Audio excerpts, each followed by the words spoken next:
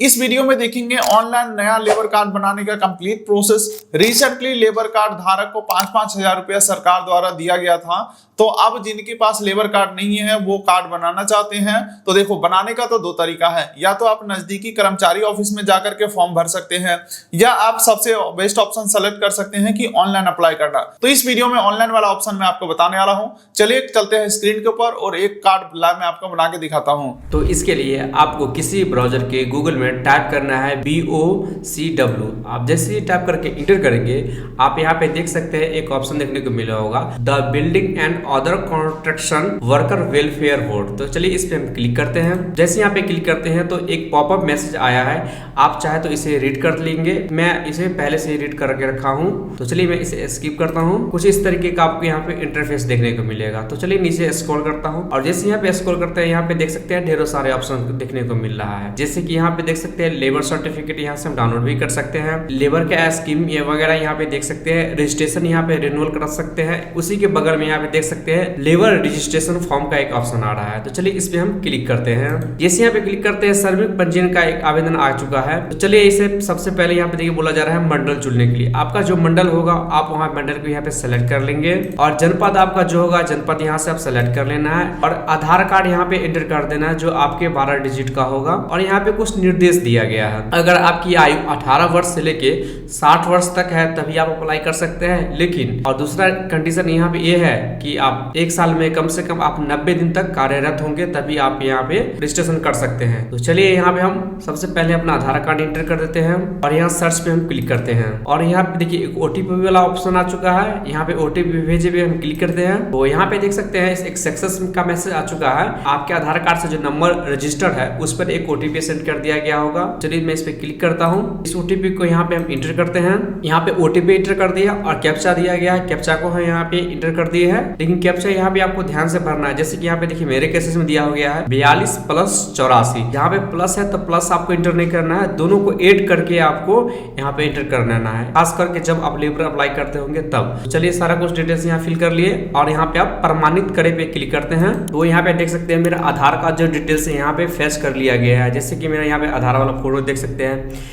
Date of birth देख सकते हैं, यहाँ आधार नंबर देख सकते हैं, एड्रेस देख सकते हैं, फादर नेम देख सकते हैं, मदर नेम देख सकते हैं। सारा डिटेल्स यहाँ पे फिल कर लिया गया। कुछ डिटेल्स यहाँ हमको मैन्युअली फिल करना होगा। तो चलिए यहाँ पे फिल कर लेते हैं। तो यहाँ पे आधार कार्ड यहाँ पे फिल हो चुका है। राशन कार्ड यहाँ पे आपके ऑप्शनल है, अगर आपके पास में है तो आप इंटर कर सकते हैं, नहीं है तो कोई दिक्कत नहीं है। और यहाँ पे अंग्रेजी में इंटर करना है नाम, और यहाँ पे हिंदी में इंटर करना है अपना नाम। उसके बाद नीचे आ जाते हैं, पिताजी का फिर इंग्लिश में नाम इंटर करना है, और यहाँ पे हिंदी में इंटर करना है। उसी प्रकार से माता जी का इंग्लिश में यहाँ पे इंटर करना है, और यहाँ पे हिंदी में इंटर करना है नाम। कार्य का प्रकार यहाँ पे सिलेक्ट करेंगे, और आप जो भी कार्य करते हैं, पढ़ाई करते हैं, कुआ खोदते हैं, रोलर है, या पुताई करते हैं, या लोहार है, आप जो भी काम करते हैं इन सारे यहाँ पे ऑप्शन दिए गए। आप यहाँ पे अपने हिसाब से यहाँ पे आप सेलेक्ट कर लेंगे। आपको पूछा जा रहा है वैवाहिक स्थिति, आपको वैवाहिक स्थिति जो है आप यहाँ पे सेलेक्ट कर लेंगे, मैरिड है या शादीशुदा है या विधवा है, आप जो भी आप सेलेक्ट कर लेना अपने हिसाब से। और यहाँ वर्ग में आ जाते हैं, आपका जो भी वर्ग है, अनुसूचित जनजाति है, अनुसूचित जाति है,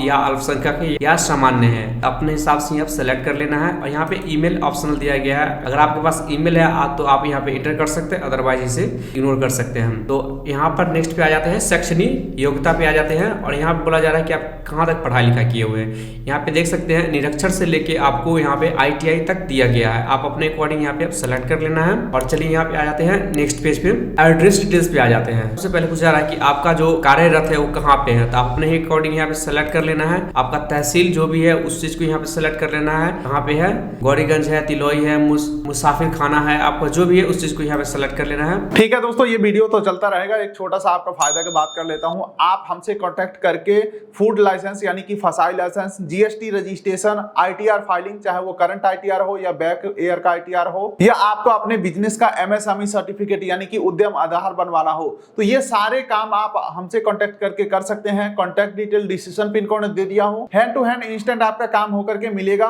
तो ज्यादा जानकारी के लिए contact detail description pin code दे दिया हूं, या इन सब सर्टिफिकेट का किसी को भी जरूरत है तो उनको हमारा कांटेक्ट डिटेल शेयर कर दीजिएगा।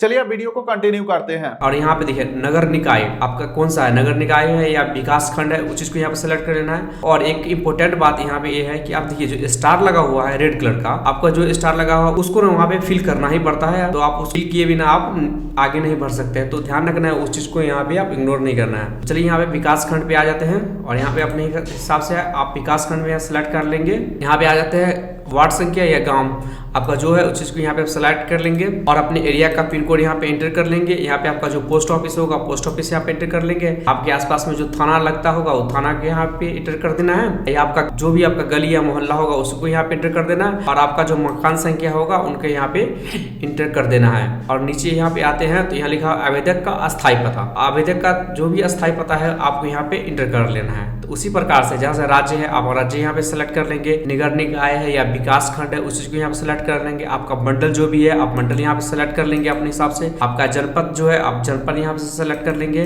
और आपका जो तहसील होगा आप फिर से उसी तहसील को यहाँ पे सेलेक्ट कर लेंगे। उसी प्रकार से सारे डिटेल्स यहाँ फिल कर लेंगे। और यहाँ पे देखिए ग्राम मोहल्ला मेरा आधार कार्ड से ऑटो फैच कर लिया गया है और यहाँ पे फिर से मकान नंबर यहाँ पे एंटर कर देना है। और नीचे आ जाते हैं नॉमिनी एंड फैमिली डिटेल्स पे। आप फैमिली में किसी भी मेंबर को आप नॉमिनी में नाम एंटर कर सकते हैं, लेकिन ध्यान रखना है कि नॉमिनी में जिनका भी आप नाम एंटर करेंगे अपने से कम उम्र के ही व्यक्ति को एंटर करना है, इस बात को आपको ध्यान में रख के एंटर करना है। तो चलिए मैं यहाँ पे एंटर कर देता हूँ। तो नॉमिनी का यहाँ पे अंग्रेजी में यहाँ पे नाम एंटर करना है, फिर नॉमिनी का यहाँ पे हिंदी में नाम एंटर कर लेना है। और नॉमिनी का जो संबंध है माता है, पिता है, बहन है, भाई है या पुत्र है या पुत्री है, जो भी है आप अपने अकॉर्डिंग यहाँ पे सिलेक्ट कर लेना है और सारा डिटेल्स यहाँ पे हम भर लेते हैं। सदस्य का पंजीकरण संख्या आपके पास में है तो ठीक है, नहीं तो कोई दिक्कत नहीं है। और उनका यहाँ पे लिंक या अन्य पुरुष स्त्री है जो भी आप सेलेक्ट कर लेना है। सदस्य का नाम क्या है उनका एंटर कर लेना है और उनका डेट ऑफ बर्थ यहाँ पे एंटर कर लेना है, उनकी आयु यहाँ पे एंटर कर देना है और वर्ष या माह जितना भी है उसको एंटर कर लेना है। वो कहाँ तक पढ़े लिखे हैं उस चीज को यहाँ पे आप फिर से एंटर कर देना है। तो नॉमिनी डिटेल्स यहाँ पे फिल हो चुका है। अब नेक्स्ट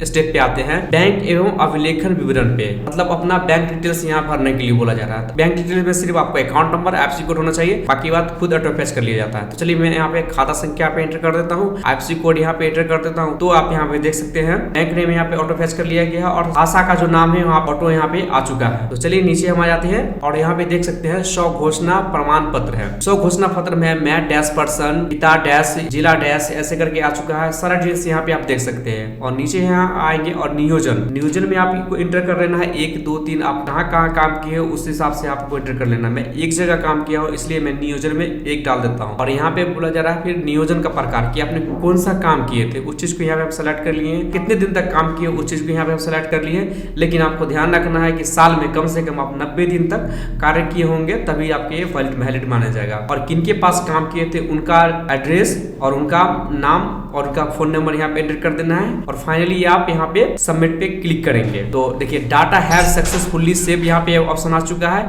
अब चलिए इस पे हम क्लिक करते हैं। तो यहाँ पे देख सकते हैं पंजीयन शुल्क का विवरण यहाँ पे 20 रुपये आपको पेमेंट करने के लिए बोला जा रहा है। तो आप चाहे तो आप 1 वर्ष 2 वर्ष या 3 वर्ष के लिए ले सकते हैं, जो कि आप चाहे तो 1 वर्ष लीजिए या प्रत्येक साल आप इसे रिन्यूअल करवा सकते हैं। यहाँ पे देखिए 100 घोषणा पत्र यहाँ पे कुछ दिया गया है, 5 टाइप के हैं, आप चाहे तो इसे रीड कर सकते हैं। तो चलिए मैं इसे सारा कुछ मैं यहाँ पे सत्यापन करता हूँ और फाइनलाइज पे हम क्लिक करते हैं।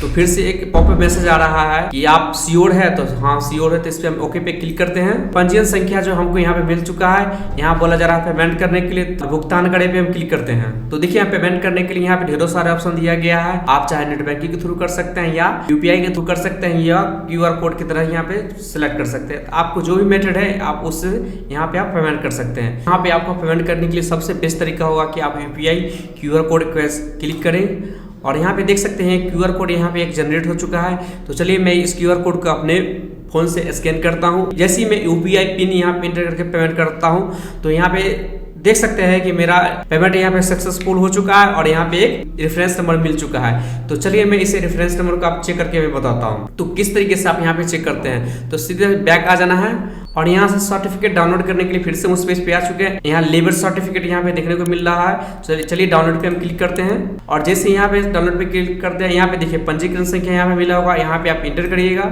यहाँ पे कैप्चा को डालिएगा और सबमिट पे कीजिएगा। तो आप वहाँ से चेक कर सकते हैं कि आपका लेबर कार्ड वहाँ पे बना है कि नहीं बना है। तो कुछ इस तरीके से आप इसे अप्लाई कर सकते हैं। Thank you for watching this video.